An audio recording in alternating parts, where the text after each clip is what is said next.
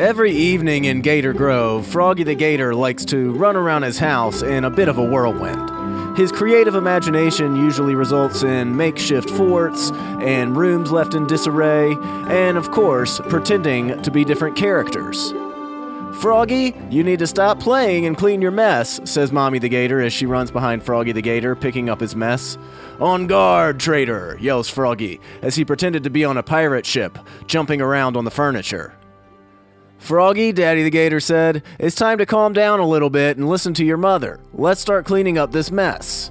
But Froggy was completely trapped in his own imagination. He was a magic knight in the medieval forest, where he was fighting off pirates who were stealing his treasure. Running around the house, Froggy the Gator kept kind of making a bigger and bigger mess. And all of a sudden, he accidentally ran into a lamp and crash. The lamp, which had been in the family for decades, broke and scattered in pieces all over the living room floor.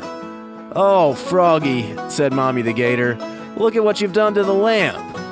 And that got Froggy the Gator to stop playing. Mommy the Gator continued, "It's time to stop running around the house and help us clean up this mess. We've got to figure out what we're going to do with this old lamp." Froggy the Gator immediately felt terrible and he tried to apologize, while Mommy the Gator and Daddy the Gator grabbed a dustpan. After they'd cleaned up the mess, Froggy went upstairs to his room.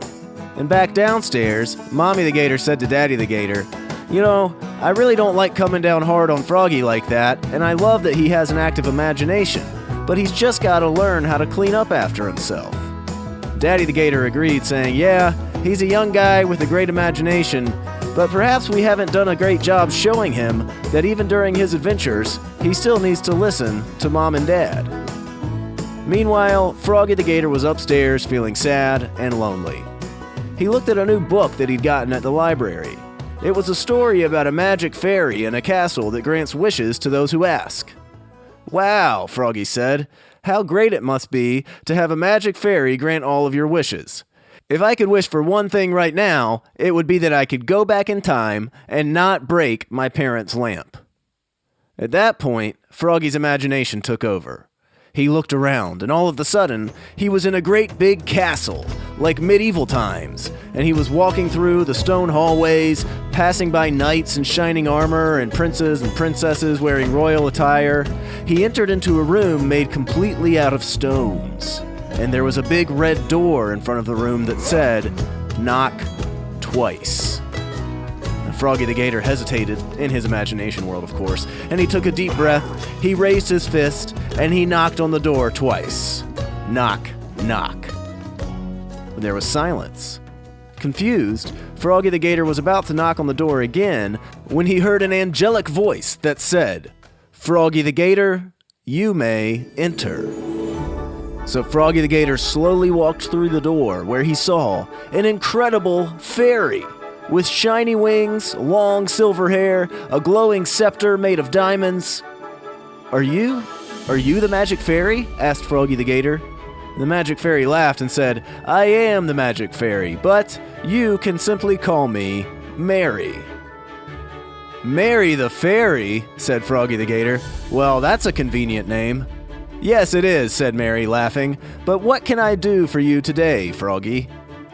Froggy looked down at the ground and thought back to earlier with what happened with his parents' lamp. "Well," he said, "I feel really bad because I broke my mom's lamp. I was pretending I was a pirate on a pirate ship and I was jumping around on the furniture, and I was so wrapped up in my games that I didn't realize how much of a mess I was making. And before I realized what was happening, I accidentally knocked over the lamp and broke it into 100 pieces.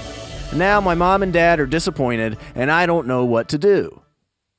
"I see," said Mary the fairy. "That is an interesting predicament."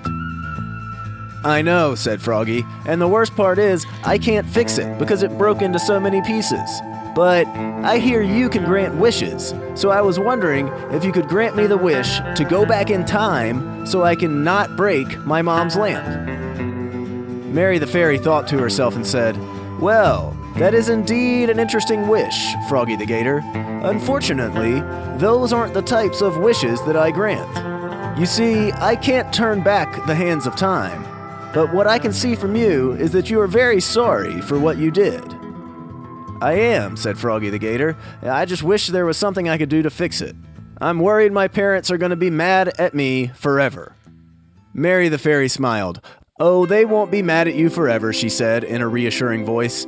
"I think what's important is that you learn from your mistakes and you try to improve on them. Because after all, nobody's perfect, and everybody makes mistakes." "I know," said Froggy the Gator, but I still feel bad." So Mary the Fairy got up and asked, "Froggy, besides going back in time, is there something else that you'd like to wish for?" Froggy the Gator was silent. He shrugged his shoulders and he said, "I'm not sure." He paused and then continued by saying, "I guess what I wish for is that I never had such a wild imagination in the first place. That's what got me into this mess." "Oh no," said Mary the Fairy, "I will absolutely not grant you that. Froggy, you have to understand that your imagination is incredible. It's powerful, and a mind is a terrible thing to waste, and you have such a wonderful and creative mind. You should never feel bad about your imagination." "Well, okay," Froggy said. "Well then, what can I do? What can I do so that my parents aren't mad at me?" "I just want them to be happy, and I want them to know that I'm sorry," Froggy the Gator said. And with that, Mary the Fairy looked confident. "That is something I can help with," she said. "I have an idea. How about this? Instead of just telling your parents how sorry you are for breaking the lamp, why don't you show them?" "Show them," Froggy the Gator said to Mary the Fairy. "That's an interesting idea. Well, how do I do that?" Mary the Fairy stood up, she put her diamond scepter in the air, and she spun it around, which created a big blast of white smoke, and she said, "That is for you to decide. But as they say, a picture is worth 1,000 words." Froggy the Gator was confused, but before he could ask a clarifying question, he could no longer see Mary the Fairy. She had disappeared, and he was back in his room. "A picture is worth 1,000 words," Froggy said to himself out loud. What could she have possibly meant by that? Then he looked over to his desk near his bed, and he noticed some crayons and paper sitting out on the desk. "I got it," he said. "I know what Mary the Fairy was talking about." So Froggy the Gator took out his crayons and started drawing. He started drawing an absolute masterpiece. But this was no ordinary picture, no. This picture was advanced. It was meticulous. It was detailed. Froggy the Gator said to himself, "I'm going to draw the best picture that I've ever drawn." As he finished, he stepped back and proclaimed with pride, "This is a masterpiece." "But," he said, "it's missing something." Then he realized what the picture needed, and he scribbled something down in the corner. "Now," he said to himself, "it's truly done." Froggy the Gator grabbed the picture and ran downstairs where he saw his mom and dad talking at the coffee table, enjoying a cup of tea. Froggy the Gator's excitement immediately turned into nervousness. "What if they're still mad at me?" he thought. "What if they're still mad about the lamp?" But then he remembered what Mary the Fairy said. They won't be mad forever. So Froggy the Gator gathered his courage, he took his drawing, and he walked into the room. "Mom, Dad," Froggy the Gator said, and they both turned around and looked at Froggy. "What is it, son?" Mommy the Gator said. And Froggy the Gator bravely held up the picture that he had drawn and presented it to his parents. Mommy the Gator opened it up and saw that it was a picture of the lamp. It was a beautifully detailed picture of the lamp. And down at the bottom, there was an inscription that said, "I'm sorry."